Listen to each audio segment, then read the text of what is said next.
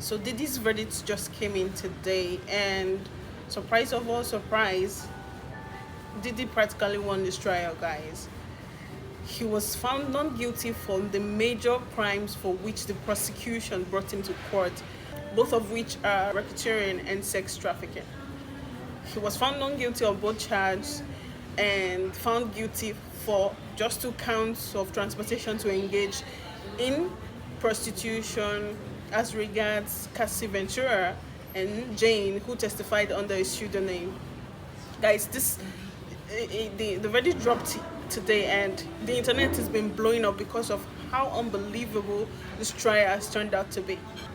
Now, I'll be joining my girl Stephanie Sue, who has been on the forefront covering this case from day one and has been doing an amazing job at it. I'll be watching her latest drop, basically Diddy's reaction to the case, and it's gonna be a huge one, guys, because nobody can believe that Diddy was supposed to go. Nobody can believe that Diddy literally will be working in maybe 2 to 3 years, at top 5 years.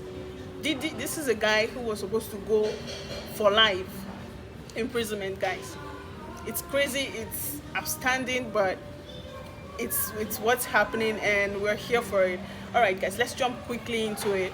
This is going to be a very short video. This is not going to be like a normal RM episode, but we just flew in from New York City, where Sean Diddy Combs was found not guilty on all of his major charges. So he was facing 5 counts, and we're going to get into all of that. But day 3 of jury deliberation was, this was the day the verdict came out. It was obviously like the most intense day thus far. I would say the first day of jury deliberation was very stressful. There was a lot of unknown energy. Nobody really knew which way it was going to go. People were reading very deeply into the juror notes. The jury sent back a few notes. The first one being that there was the news media, everyone's been calling it like a rogue juror. Like, they get into the deliberation room. They send out their first note.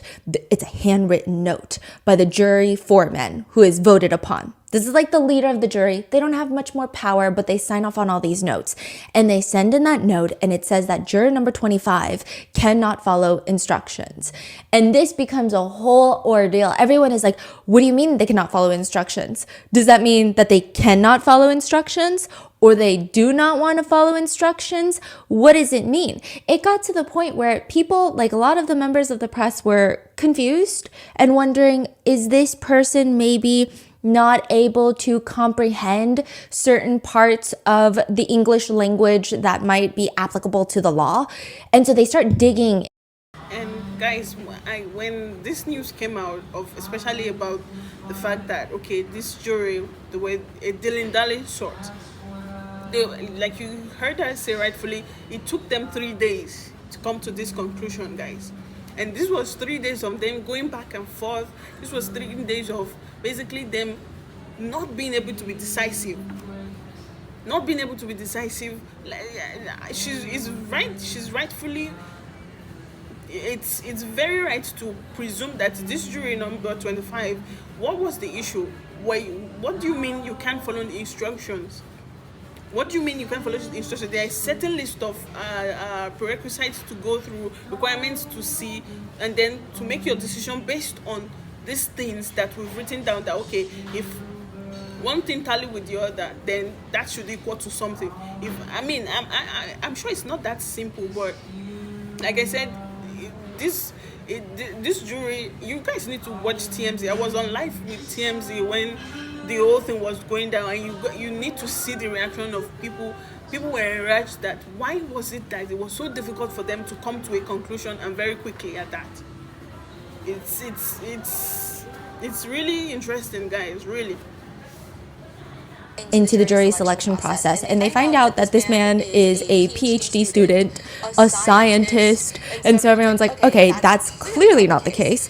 So is it like a health thing? Do they have a medical emergency where they cannot follow the instructions? People were thinking of everything, because when you're in the dark and all you get are these little snippets of notes, you start spiraling. And this is coming from people from the press and the public. I can't imagine what it would be like to be on the prosecution team or the defense team or part of the defense defendant's family. It seems very intense. That's the first note. Then there's a few follow-up notes. One of them is asking about what drug distribution means. Another one is asking for testimony transcripts from Cassie Ventura's testimony about the Intercontinental Hotel incident, as well as a Cannes Film Festival incident. So these are the main notes that are coming in. And people were thinking, okay, maybe it's going to be 4th of July weekend. Like, it's going to be finished up on Wednesday afternoon. If it's not finished, Thursday, Friday, we're out of court. So maybe the following Monday we'll get a verdict. And then Tuesday, at the very end of yesterday, a note comes in that they have found a verdict, a partial verdict, a verdict on 4 of the 5 counts. What does a partial verdict mean? Like, I'm so confused by this jury. I'm very enraged by them. I won't lie. What does a partial verdict mean? First of all, you're very indecisive in what in proceedings you take to come to this conclusion, and then you come to the conclusion and then you tell us it's a partial one. Make it make sense. Explain what you mean, please. But they are deadlocked on count 1, which is the RICO charge. Which is everything, life. Yeah. Yeah. They go home, they sleep it off, and this morning, a note comes in at 9:52 in the morning. The jurors went to the jury room at 9 o'clock in the morning. 52 minutes in, a note comes in and it reads, "We have reached a verdict on all counts." The judge is reading this out. He's asking anything to address before we bring the jury out. So this just means the jury's going to come out, he's going to get it, and they're going to read it out, and the jurors are going to say, yes, this is what I voted. They're going to go one by one. Yes, this is what I voted. This is what I voted. Both parties respond no. Now, by this point, jury deliberation day 1, jury deliberation day 2, Sean Combs and his family were not in the best of moods. Like, they seem like they're 1 second away from a mental breakdown.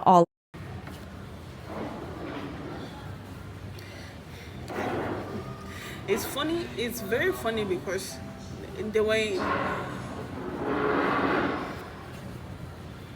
So, I hope you guys can hear that it was in the morning of this day the verdict came out that this same jury said they were deadlocked, or it was the previous night of the previous night. This jury was saying they were deadlocked on count 1, the racketeering charge, which is basically the most significant of all these charges. I hope you guys heard that clearly. Of them, it seems like the defendant, or Sean Combs, is comforting his mother nonstop. It just seems like everybody is an emotional wreck, which is understandable, but it just felt like a lot of people are speculating, do they know a little more that we don't know? Is there something in the legal process that we haven't gotten a whiff of yet, and they see the signs that something is amiss before we see the signs? Mm-hmm. And he seems just as stressed when the jurors are led back in and they give their little slip to the judge, who reads it for about 30 seconds. He gives it to the deputy, who reads, "In the matter of U.S. v. Combs, how do you find the defendant Sean Combs for count 1? And now, juror number 5, the jury foreman, this is like the leader of the group. Mm-hmm. This is like what they vote on. He's going to be the one that reads it out loud, their verdict. But he's like their spokesperson. I mean, he doesn't have like an extra vote or anything. He's just their spokesperson. He reads, not guilty. This is the count that they were deadlocked on all day. This is the RICO. This is the count this jury were saying, no, we I think everybody agrees on count 1, that he's definitely going away for that. And the very first person says not guilty. Make it like I'm so confused. I really am truly confused. Charge, not guilty. Now, a lot of people in the press pews, in the public, I mean, all we could do was speculate all day for like the past 2 days. And there were speculations that perhaps he would be found guilty on 2 of the smaller charges, maybe not RICO because they were deadlocked on it. Maybe a lot of people were thinking that was going to be a hung jury, the RICO charge, and that it would have to be retried. Mm-hmm. But they come back not guilty. Basically, I think what she meant by this hung jury will be a situation whereby they all can come to a conclusive, an adhesive conclusion on one of the charges. Do you understand? Like maybe 50% is for, or the other is against, situation like that, and then it would have been a retrial basically. Guilty. And you hear like a small gasp inside the courtroom from one of the family members. But it's not even like that small. I don't know if it's a small gasp. I don't know if it was just so deadly silent. It's unclear. It's just like everyone is focused on all these little things. As for sex trafficking for Cassandra Ventura, how do you find the defendant?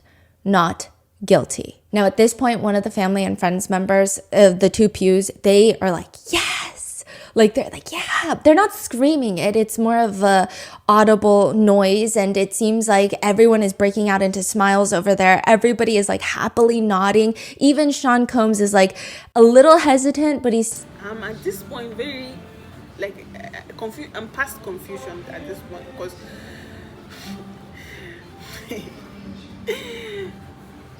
I had to go look up what legally sex trafficking is again yesterday while I was preparing for this video. Are you going to say this man never basically made Cassie do some questionable sexual acts without her consent? Is that what we're going to, what this jury are saying? That throughout the case, throughout the period of this trial, they never saw or they never came in contact with evidence, as many as they were, that there was at a certain point during the relationship between Sean Diddy Combs and Cassie Ventura, this man made this lady do sexual acts against her will, forced her, coerced her against her will. I'm just wondering, guys. Seems like he's trying to look at the jury and see, because everything's going in his favor at this point. And that's like a charge that everyone thought is going to be guilty, right, Cassandra? Everyone Cassie. thought if he doesn't get RICO, he's going to get sex trafficking of Cassie Ventura. Transportation for purposes of prostitution related to Cassandra Ventura, guilty. There's no reaction. The deputy and the foreperson can... Of course, transportation with the intent of to engage in prostitution. That one was guilty. There was that one. He had to be guilty of that. It would have been a kind of like a hand of God, a miraculous. He had to be guilty of that, of course, because there were. So basically, there's no way he would not have been found guilty of that. There was overwhelming evidence that he made those guys cross state line to come and perform sexual acts with him during the very infamous freak-offs. I mean, at least we have to be grateful that the jury, they were able to understand that at the very least. Continue. As for sex trafficking of Jane, how do you find the defendant? Not guilty. Diddy, at this point, has now broken out into full smiles because those were the three biggest charges. So count 1, count 2, and count 4. So fly. Because those were these charges he was being prosecuted for. Those were the charges that was going to send him away for a very, very long time. And my guy just found out that he was going to be not guilty. It was going to be found not guilty of any of those. Of course, it was in Smiles. I would be in Smiles as well. 3 is the transportation across state lines for prostitution. That's a very minor charge compared to everything else in his counts. The RICO charge, the sex trafficking charges, one against Cassie and one against Jane, these are his major charges. He was just found not guilty of his major charges. So everything else, it doesn't really matter. Everything else is just a joke. This is like a huge win. This is everything he probably wanted, a little short of getting acquitted of all the charges. Everybody is breaking out into smiles. All of his adult children, some of them brought their partners, their girlfriends. A lot of the mother of his children's were there. I think the only person not there was his youngest child, who is an infant, obviously. Kenny Garagos is like tightly gripping Sean Combs' hand. They seem friendly, they seem close. Transportation for prostitution for Jane, guilty. As the foreperson is reading the verdict, looking exclusively towards the judge, the remaining 11 jurors are like just stone cold faces. Like you can't really read their expression. None of them are really looking at Diddy. They're just kind of listening and waiting. Meanwhile, Diddy is like nodding at them, trying to get them to make eye contact with him. And he's like trying to mouth thank you almost. He does at one point, and it's a very interesting, I mean, it just, the whole feeling of this verdict is like an escalation to mass goosebumps. I mean, there's not like this, every single charge that's read out, it felt more eerie. Everybody has goosebumps. And I don't mean eerie in like the negative sense of the word. It just felt strange. I think a lot of people had vastly different reactions, and I'm choosing not to use the word eerie because I think a lot of people were very happy with the verdict. A lot of people were very unhappy with the verdict. So to use eerie across the whole courtroom is odd. It's just like it's an undescribable sensation of a weird energy. You just start feeling goosebumps the entire time. You feel like As he should. you just start feeling goosebumps the entire time. Or shaking, even though this technically has nothing to do with you. Like, this isn't your life, this isn't your family member's life, but it feels weird. I don't know if it's the energy that's rubbing off. I'm telling you guys, I almost could not sleep. I almost could not sleep at how this emotion she's describing. I understand it perfectly because at the end of the day, we want to see justice prevail. We want to. If you watch that video of this young woman being pulled across the hotel room, being pulled across the hotel hallway by the locks of her head, being thrown, being if you saw that video where you see her being stoned with a vase of flour, when you see her being kicked, when you see her being pushed around, when you see this lady kicked severally by this man, at the very least you want to see justice prevail. Although at this point I think it would be quite necessary for me to say Cassie has gotten a 20M. She got paid off. She got paid off when she brought a lawsuit against him in relation to what happened, or this violent act I just described. She's gotten a payday. Just to add that in there for clarification on all fronts. And the tension is just so high strung. I think at this point, all of the past 2 months have accumulated to this very moment. To this point, of course, this trial has been one that everybody, their mother and their sibling, has been watching. One everybody has been like at the edge of their seat for to see what the outcome would be.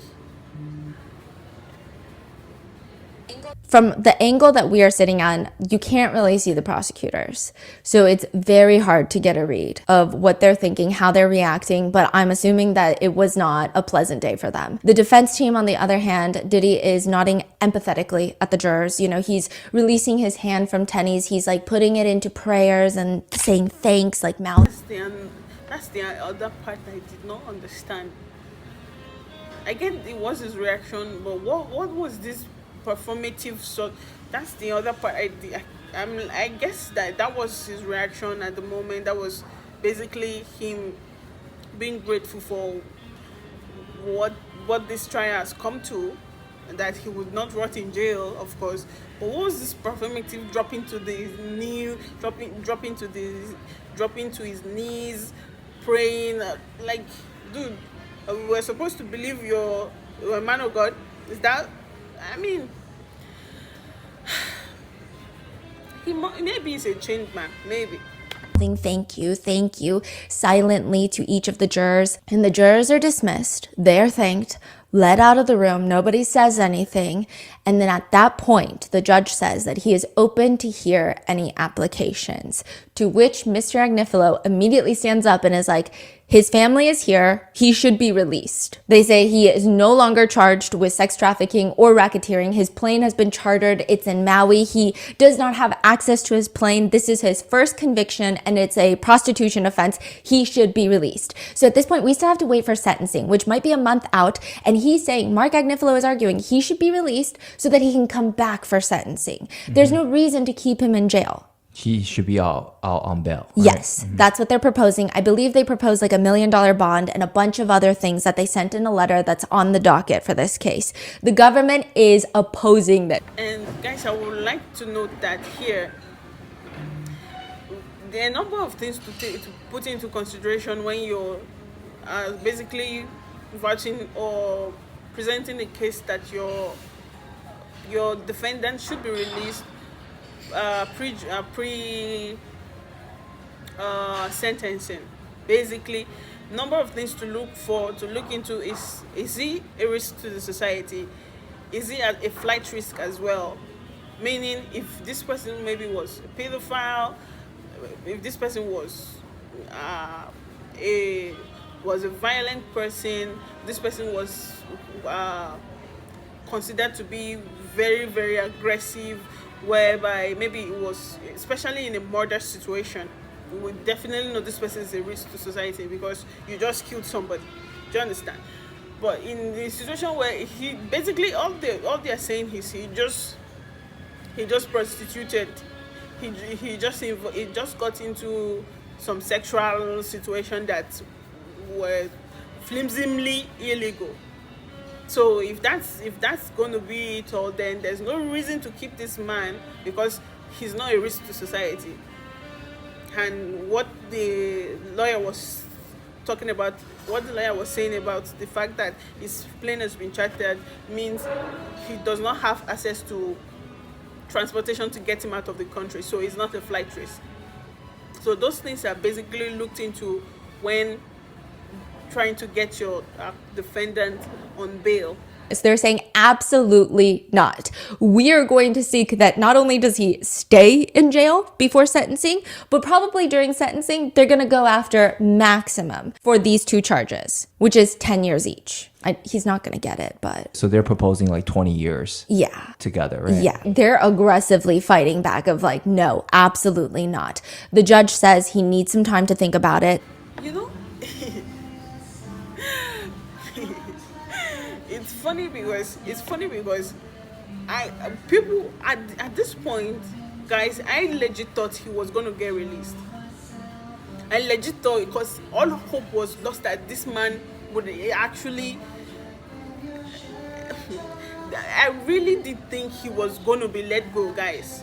And in my head, I'm like, so Sean Diddy Combs will walk out of this courtroom now with his family, and we're just going to watch him go back, or maybe get right in one of those his big cars and just go home till maybe October 3rd, because it turns out the sentencing will be 3rd of October. So this guy is just going to be out about, prancing about, like nothing happened.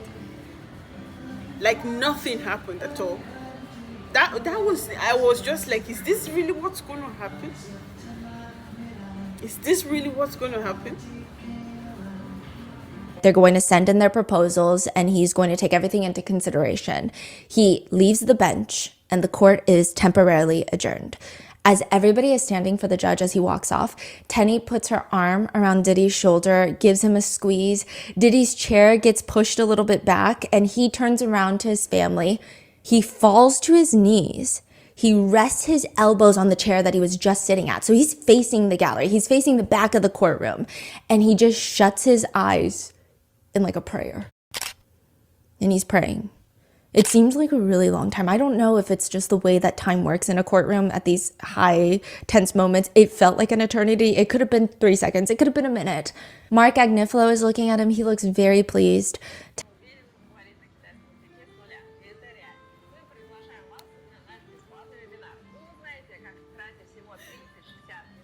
Tenny has tears in her eyes. I mean, it appears that they're really close because Sean Combs was close with. I mean,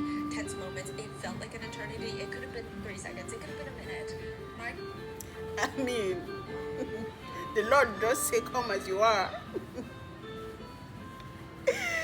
I mean, the Lord never rejects anybody, and the Lord doesn't. I don't even know why I'm laughing. I don't even know why I'm laughing. It's just comical to me. It really is. I don't even know why I'm laughing. I don't. It's just comical to me. It really is. It really is. Mark Garagos. Her dad. Yeah. Her dad, yeah. So she starts crying to the point where she does have to dab tissues on her eyes. And all of his defense team, the attorneys, they're all giving each other hugs. In the entire courtroom, it just kind of erupts into cheers. At this point, Judge Arun, Father Arun, is off the bench.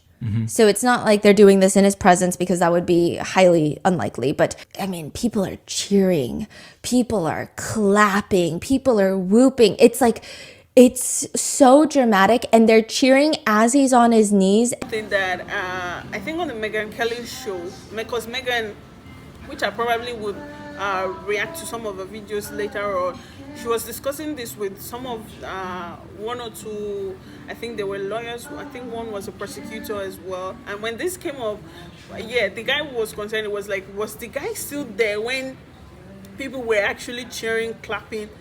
Because there's a decorum, there's a kind of decorum status you are to keep in court. Everybody should remain quiet. You're not supposed to express emotion whether by clapping, singing, dancing. This is not a church. This neither is it the market. This is a courtroom. And so long as the judge is still on bench, every decorum should be kept. So I think that was the very, very confusing part of that for the prosecutor, I think, where it was like, did the judge really allow this in court? People cheering, people clapping.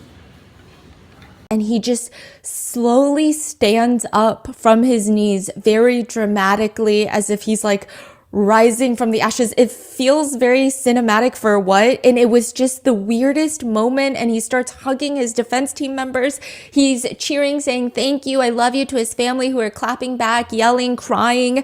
The defense attorneys are like huddled together like they just won a championship. And you just see a lot of the members of the public who are also in the courtroom. They're erupting in cheers. They're all excited. You could literally feel the goosebumps, even if you do not agree with the verdict. There's something about the energy inside of that courtroom that it just feels strange. It's just like a lot of energy. So with that, court is adjourned for them to figure out if... I mean, to be fair, for the defense team, this is a win for them. Aside from the fact that, okay, this is the person they are defending, this is a well put together case, guys. This is a well put together defense. This is a very, very, very ruminative kind of well done, a job well done. So I think for them, this is a win. This is a big win, and they should celebrate that. They should. Now, having said that, the human being defended is a whole different story. And the fact that the court is cheering, everybody's cheering as though a child was born. I don't understand, man. If Diddy is going to be released on bond, if he is going to be technically a somewhat free man until sentencing. And even at sentencing, he still might be a free man if he gets no jail time. And when you walk out of this courtroom, it's not even just the energy in the courtroom, the energy outside the courthouse. Like, if you thought it was strange the first week or two of trial, which was probably the most intense 2 weeks, it is crazy. There are people outside chanting "Free Puff."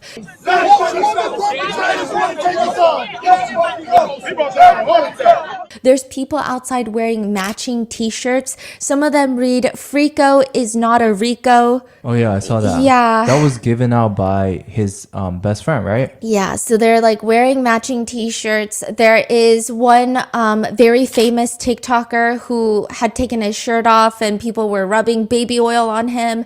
There are people live streaming at every like cross section of outside this courthouse. People are getting into fights because at this point it seems like a lot of the live streamers have split into two camps. One camp that believed that Diddy was going to be found guilty on all charges. One camp that was very pro Diddy and wanted to, quote, free Puff. So those have been almost like it's like a war outside the courthouse. Doug Wigder, Cassie's attorney, is walking out. We're trying to get like videos of him. He's just like walking out. The press are running up to him. Donaldson, Nicole Westmoreland walk out at one point. And they're not really saying much. The attorneys are probably going to give a formal statement maybe around the time that this video goes up, if not like right before this video goes up. I'm trying to time it well, but it's interesting. So I mean, they're going to be happy. If anyone is coming out of this a winner, aside from Diddy, it's going to be his defense team. There's fights still breaking out outside. And what's interesting is you would think that a lot of the public would be fighting between the pro Diddy supporters and the not supporters of Diddy. But a lot of it is actually people who support Diddy fighting each other.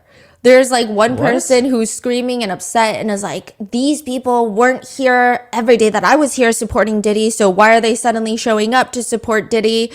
And a lot of people are just like, I think you need a job because this is crazy to be arguing about. Like, to take it to that extent where you're upset that people didn't show up as much as you did to support this man, and that is one of your biggest grievances in life. Congratulations. They don't even know Diddy personally. So like what is happening outside the courthouse? It's literally just mayhem. It's chaos. Like it doesn't even make sense. I think like we're still having a hard time comprehending anything that's just happened. And everyone's talking about what's going to happen next. So here's what we know. He was not found guilty on RICO. He was not found guilty on any sex trafficking charge. He was found guilty on count 3 and 5, which are the transportation for prostitution charges. They are a maximum of 10 years each. So I guess people are hoping he would get 10 years both, but it's very highly unlikely because even if he does get 10 years for both, there's a possibility that it will run congruently, meaning he would serve both charges at once, so it will still amount to just 10 years. Most likely though, he's not going to get 10 years for both. Most likely it would just be that, okay, the judge is really wanting to throw the book at him, and it's highly unlikely, guys. That's just a sentencing guideline. By no means does Father Arun have to adhere to that. He could give him time served with probation. He could give him 3 years served concurrently, which means at the same time. So both charges 3 years, but he really only spends 3 years in prison. And because there's no minimum, like he could be walking out, right? He could get like just probation for 5 years. It's really all up to Father Arun at this point. Now, I'm sure he has a lot to take into consideration, like the fact that Deontay Nash and Cassie Ventura have both submitted letters to the judge today saying, hey, we don't feel safe if he is out on bail. It has always been the one thing that I'm like, are we going to say this man is not a threat to society in the sense of the fact that we know for a fact that people go missing? If Diddy doesn't like you, if he has something against you, then you go missing. There are rumors that this man had allegedly has something to do with the death of the famous rapper Tupac. We know that this guy threatened to bomb what's his name? This guy's car. The rapper Cassie Ventura was dating at the time, and that car 2 weeks later went up in flames. Yeah, I'm getting a little bit excited. Should I calm down? Yes. Would I? No. Because it's unimaginable for me, guys. It's unimaginable for me. That's the it's crazy. This whole thing is crazy. It's a madhouse out. It's a madhouse out here, guys. It's a madhouse out here, guys. Oh, really? They were saying, we don't feel safe. We don't think other people are going to feel safe. I mean, the judge has a lot to take into consideration before he figures out what to do. Also, there is this thing where if he does let Diddy out on bond, there is a speculation that his attorneys are going to just drown the court with more motion so that they can push sentencing, and then they're just going to try to lag it, which is going to be a big headache. By this point, I mean, yes, he was found guilty on 2 charges, but this is probably the best outcome that he could have gotten from this case. I think a lot of people were surprised. That's the thing. That's the idea. There was never a chance that he would get off not guilty on all charges. But if there was a second best, this was it. And unfortunately for me, this is it. And I think we're still having a hard time digesting everything that's happened. By the time that this video goes up, we will probably know if he's going to get out on bond or not. I'm going to leave it in the pinned comment, but I don't really know. I feel like I need to conclude this. Well, I'm glad to say at this time and day, we know for certain that he did not go out on bond. He was not allowed. It wasn't allowed. It wasn't allowed. Guys, thank you so much for joining me. I'll be following this, and I'm hoping he really gets the maximum on that October 3rd. I really am. I need to see justice prevail, guys. I need to see it. So yeah, that's it for this video. If you like what you heard, please drop a like. Let me know your feelings in the comment section as well. And basically, we'll be here till October 3rd, hoping for the best. And if you're a Diddy fan as well, I mean, you're welcome to share your opinion as well in the comment section. Thank you so much, guys. I'll see you in the next one.